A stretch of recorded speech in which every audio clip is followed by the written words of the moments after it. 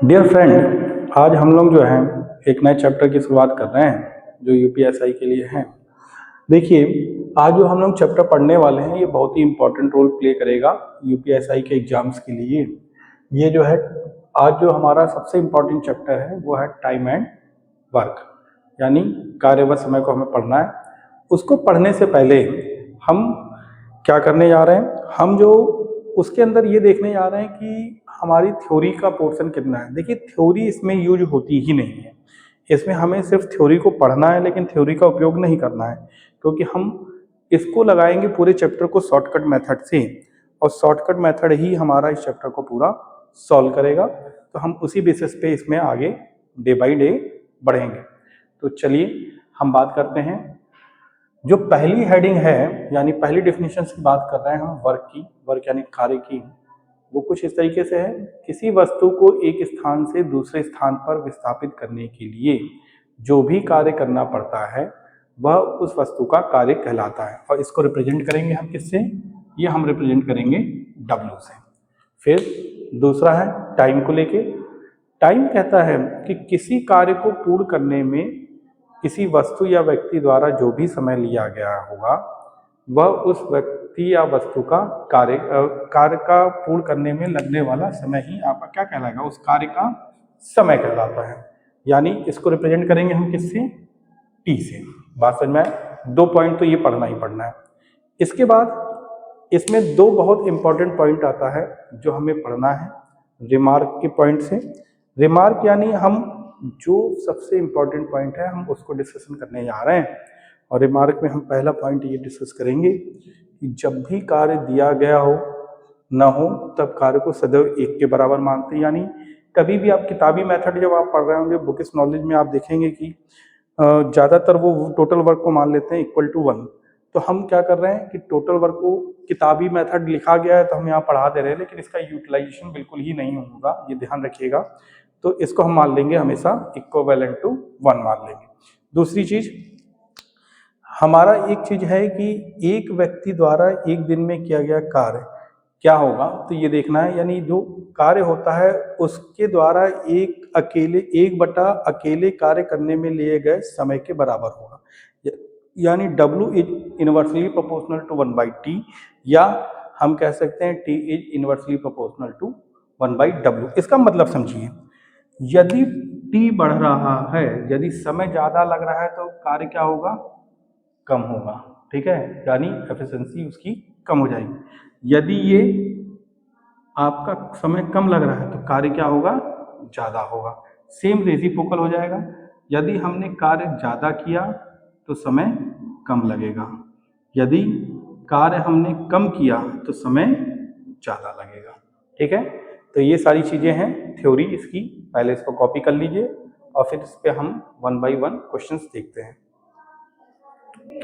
देखिए, इस चैप्टर को पढ़ते वक्त हमें एक बात का बहुत ध्यान रखना होगा कि इसमें हमें एलसीएम निकालना पड़ता है, और एलसीएम बहुत ज़्यादा इम्पोर्टेंट पार्ट प्ले करेगा इस चैप्टर को पढ़ने के दौरान।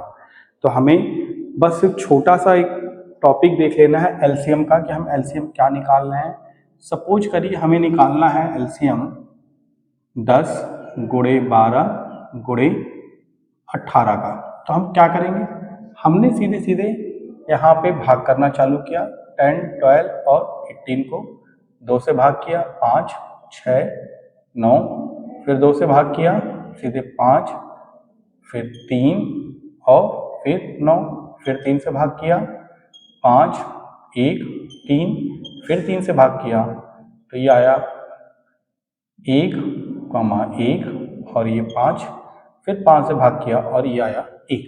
तो आप देख रहे हैं हो क्या रहा है, टोटल यहाँ पे आया 1। ठीक है, अब जब ये आया तो इसको मल्टीप्लाई कर लीजिए। 5 3 15, 15 3 45, 45 दूनी 90 और 90 दूनी 180, यानी ये अप्रॉक्स आ गया 180। देख रहे हैं 15 3 45, 45 सॉरी 5 3 15, 15 3 45, 45 दूनी 90 और 90 दूनी 180। एलसीएम या ऐसे निकालते हैं आपको। ठीक है, इसका एलसीएम देखिए जब यहाँ डिवाइड करते हैं तो ये आप ध्यान रखते हैं कि मिनिमम वैल्यू यानी प्राइम नंबर से हम पहले करते हैं। सबसे छोटा प्राइम नंबर यानी 2 से शुरुआत करेंगे, उसके बाद अगला प्राइम नंबर देख रहे हैं आप 3 से किया और फिर उसके बाद 5 से करते हैं, ताकि उसी में सारी संख्या हमारी हो जाए। जब तक ये 1 पे नहीं आता तब तक आप इसको डिवाइड करते रहेंगे, और फिर जो भी इसके फैक्टर जिससे आप डिवाइड करते जा रहे हैं उनको आपस में मल्टीप्लाई करेंगे।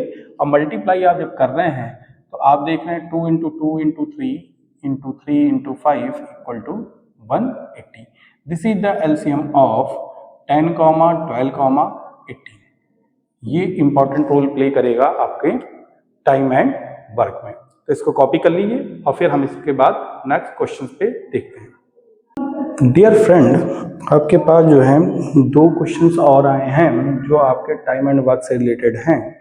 इसमें जो पहला क्वेश्चन है वो कुछ इस तरीके से है कि यदि ए किसी कार्य को 10 दिन में पूर्ण करता है तथा बी उसी कार्य को 20 दिन में पूर्ण करता हो, तब दोनों मिलकर उस कार्य को कितने दिन में पूर्ण करेंगे। इस टाइप के क्वेश्चंस को हम 2 तरीके से लगा सकते हैं। हम पहला मेथड देखते हैं परसेंटेज के मेथड से। देखिए क्या होगा, यदि हम देखा जाए 1/10 तो ये कितना हो जाएगा, ये परसेंटेज में बदलेंगे तो 100 से गुणा कर दिया 1/10, तो यानी कितना हो जाएगा 10% हो जाएगा। ठीक है। यदि हम दूसरे की बात करते हैं तो दूसरा कार्य है वो 20, तो यानी 20 1/10 को लिखा जाएगा तो 100 × 1/20, तो यानी हो जाएगा ये 20%। ठीक है। तो आप एक चीज देख रहे हैं, एक काम को कर रहा है 10% से, दूसरा काम को कर रहा है 20% से। तो हमने क्या किया, अब हम ये देखते हैं कि दोनों को, सॉरी इसको देखा जाए तो 20 नहीं होगा, ये 20 से डिवाइड करेंगे तो आपका कितना आ जाएगा 5%, यानी ये 5% आ गया। तो देखिए ये भाई साहब थे ए, ये भाई साहब थे बी, दोनों को ऐड कर दीजिए तो a + b कितना हो जाएगा 10 + 5 यानी बराबर 15%। टोटल कार अपने आप से जब परसेंटेज के रूप में माना जाता है तो वो मान लिया जाता है 100। तो जब 100 मान ले रहे हैं तो required time of a + b बराबर हो जाएगा 100% टोटल कार्य हो जाएगा, और परसेंटेज कितना हो जाएगा 15। तो आप देखिए इसको डिवाइड किया जाए तो ये आपका हो जाएगा, वैल्यू आ जाएगी 5 × 15 और ये आ जाएगा 20, यानी इसको कहेंगे 3 × 18, ठीक, 2/3%, यानी सही परसेंटेज में नहीं आएगा, ये दिन में आएगा। यानी आप देखें तो 6 सही 2/3 दिन लगेगा पूरे कार्य को दोनों को एक साथ मिलके करने में। देखिए सेकंड मेथड है, सेकंड मेथड क्या कहता है, ये तो था परसेंटेज का मेथड, लेकिन हमें परसेंटेज के मेथड को ज़्यादा फॉलो नहीं करना है, क्योंकि इसमें कई बार ऐसी वैल्यूज आ जाती हैं जो हमसे कैलकुलेशन में लेंदी हो जाएंगी, जहाँ पे आपको परसेंटेज में निकालेंगे डेसिमल में आएगा, और हम अननेसेसरी पूरे क्वेश्चन को हम डेसिमल परसेंटेज में बदल रहे हैं और फिर परसेंटेज से वापस उसको इंटीजर्स में बदल रहे हैं। और इंटीजर्स में जब ऐसे करेंगे तो हमें करने का क्या मतलब है कि हम यहाँ पे पूरे को जब 10 दिया है और 20 दिया है तो उसको अननेसेसरी हम किस में बदल रहे हैं, परसेंटेज में, और फिर पूरे परसेंटेज से हम निकाल रहे हैं रिजल्ट। हमें परसेंटेज पे जाना ही नहीं है, हम सीधे क्या करेंगे, हमने कहा ए भाई साहब हैं वो 10 डेज में काम कर रहे हैं, बी भाई साहब हैं वो 20 डेज में काम कर रहे हैं, दोनों का एलसीएम ले लो, और जब 10 और 20 का एलसीएम लिया तो ये कितना आ जाएगा, आपको ये दिखाई दे रहा होगा, जब ये एलसीएम लेंगे तो ये हर हाल में आएगा कितना 20, और जो ये एलसीएम निकलेगा ये कुछ और नहीं निकलेगा, ये टोटल वर्क निकलेगा, यानी 20 वर्क करना है। तो यहाँ से यदि 10 को 20 से डिवाइड किया तो ये आया 2 work per day, 2 work per day कर रहा है तो 10 दिन में कर रहा है। ये भाई साहब क्या कर रहे हैं, एक वर्क, इस 20 से 20 को डिवाइड किया तो 1 वर्क पर डे कर रहा है, दोनों को ऐड कर दो a + b, तो ये कितना आ जाएगा 3 वर्क पर डे।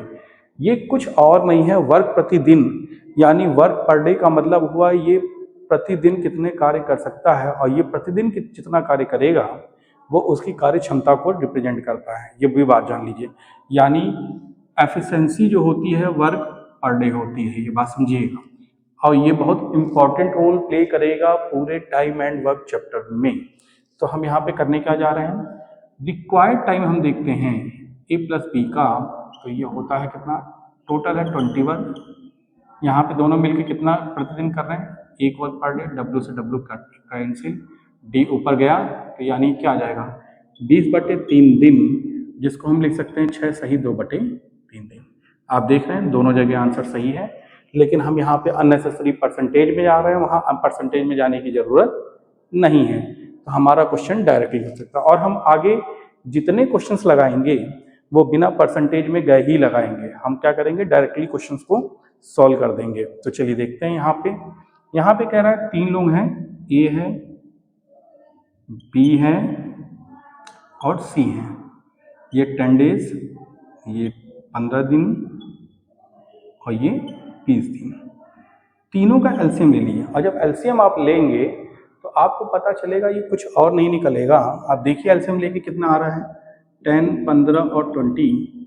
तो आपने क्या किया, 2 से गया 5, 15, 10, फिर 2 से डिवाइड करिए तो 5, 15 और 5, फिर 3 से डिवाइड करिए 5, 5 और 5, फिर यहाँ से 5 से किया तो 1, 1, 1। तो क्या है, 5 3 15, 15 दूना 30, 30 दूनी 60। ये टोटल एलसीएम आ गया इनका 60 वर्क, यानी ये वर्क आया 60। अब एक देखिए, इस 10 से 60 को भाग किया, मतलब 60 को 10 से भाग किया तो कितना आ जाएगा, 6 वर्क प्रतिदिन ये कर रहा है। ये 4 वर्क प्रतिदिन कर सकता है और ये करेगा 3 वर्क प्रतिदिन। ये कार्य आ गया, तीनों को जोड़ दीजिए, क्योंकि पूछा है कि तीनों मिलके कितने दिन में कार्य करेंगे। जब तीनों मिलके पूरा पूछ रहा है तो जब तीनों को जोड़ा गया, 6 4 10 और 13 वर्क प्रतिदिन कर रहे हैं।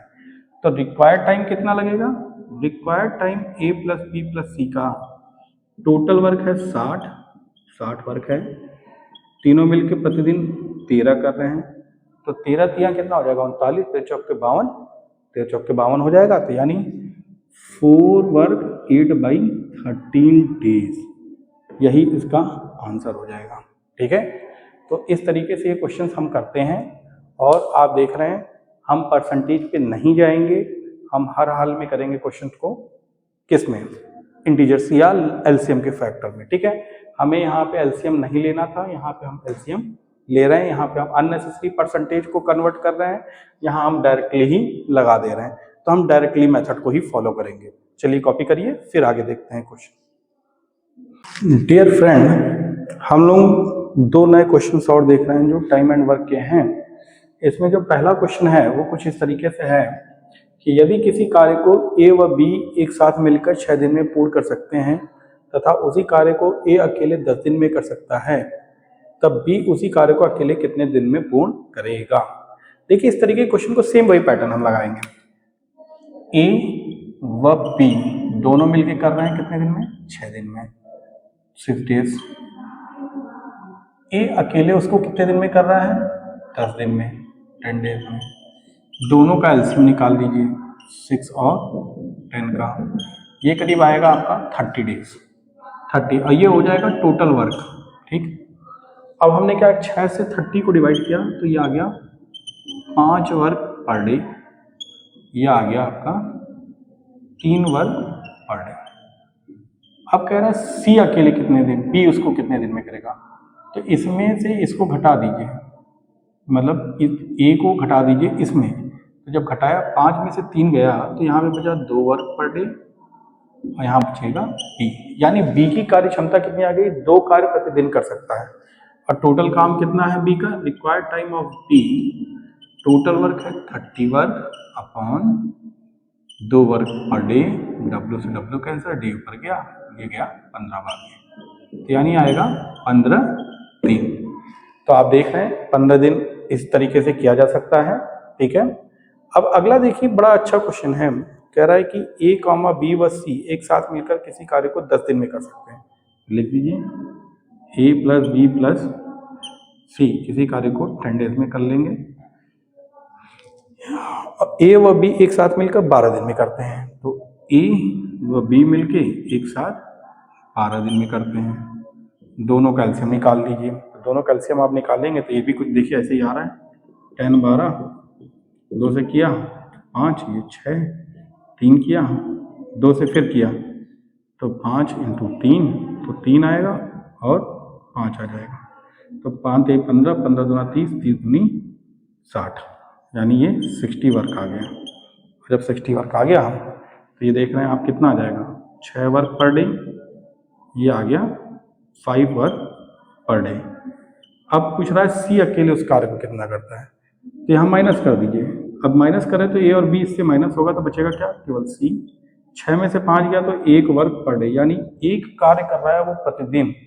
तो रिक्वायर्ड टाइम ऑफ सी क्या हो जाएगा, 60 work upon 1 work per day, W से W cancel, equal to 60 days. यानी सी अकेले उस कार्य को कितने दिन में करेगा, आपका करेगा वो 60 दिन में। तो ये कॉपी कर लीजिए और आगे देखते हैं। डियर फ्रेंड, आज हम लोग एक नए टॉपिक पे देख रहे हैं, मतलब जो हमने अभी टाइम एंड वर्क में पढ़ा कि हम एलसीएम मेथड से 4 क्वेश्चंस हमने देखे, उसकी थ्योरी देखी। उसके बाद आज हम देखने जा रहे हैं एक बहुत इंपॉर्टेंट टॉपिक, मैंने कहा था कि कार्य क्षमता यानी वर्क एफिशिएंसी क्या होती है। देखिए, वर्क एफिशिएंसी जो होती है ये कुछ और नहीं होती है, ये होती है किसी व्यक्ति द्वारा कुल कार्य करने में लिया गए समय के अनुपात के बराबर होती है, अनुपात के बराबर होती है। अर्थात क्या होगा, वो होगा वर्क एफिशिएंसी, जिसको हम ईटा से रिप्रेजेंट करेंगे, टोटल वर्क अपॉन